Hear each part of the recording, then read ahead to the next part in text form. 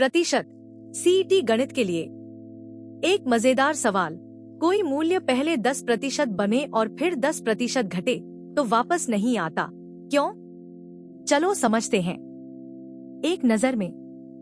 पहले मूल सूत्र, फिर प्रतिशत परिवर्तन, फिर क्रमिक परिवर्तन और अंत में इसका उपयोग। पहला मूल सूत्र। किसी संख्या n का x प्रतिशत बराबर x बटा 100 गुणा n, प्रतिशत बराबर अंश बटा पूर्ण गुणा 100। और याद रखो 10% बराबर 0.1, 25% बराबर 1/4। दूसरा प्रतिशत परिवर्तन। प्रतिशत वृद्धि या कमी बराबर परिवर्तन बटा मूल गुणा 100। मूल्य a से b होने पर b घटा a बटा a गुणा 100। जनसंख्या या मूल्य वृद्धि यहीं आती है। तीसरा क्रमिक परिवर्तन। दो क्रमिक परिवर्तन a प्रतिशत और b प्रतिशत मिलकर बराबर a जमा b जमा a b बटा 100। जैसे जमा 20 फिर घटा 20 करने पर शुद्ध घटा 4%। समान जमा x और घटा x कभी रद्द नहीं होते। चौथा उपयोग। परीक्षा में अंक, छूट और कर की गणना। भिन्न को प्रतिशत में बदलो। और सबसे जरूरी, आधार पर ध्यान दो, यानी किसका प्रतिशत निकाला जा रहा है। ट्रिक याद करो।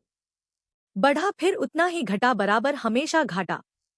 जमा x प्रतिशत फिर घटा x प्रतिशत करने पर शुद्ध हानि x वर्ग बटा 100% होती है।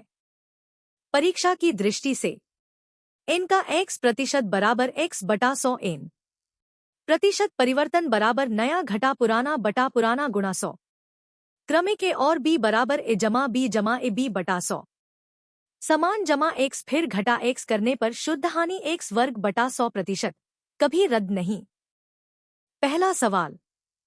किसी वस्तु का मूल्य पहले 20% बढ़ा, फिर 20% घटा। शुद्ध परिवर्तन क्या है? विकल्प 0%, 4% वृद्धि, 4% कमी या 20% कमी। सही जवाब है सी, 4% कमी। समान जमा 20 और घटा 20 रद्द नहीं होते। शुद्ध हानि 20 वर्ग बटा 100 बराबर 4%। दूसरा सवाल।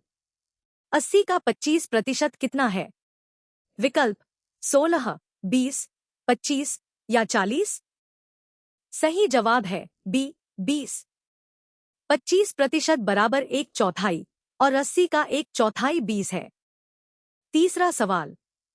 किसी संख्या का 40% बराबर 60 है, तो संख्या क्या है? विकल्प 120, 150, 180 या 100। सही जवाब है बी, 150। संख्या बराबर 60 गुणा 100 बटा 40 बराबर 150। प्रतिशत आधार पहचानो, सूत्र लगाओ। वीडियो पसंद आई? लाइक, शेयर और सब्सक्राइब जरूर करो। समझो, सीखो, याद करो।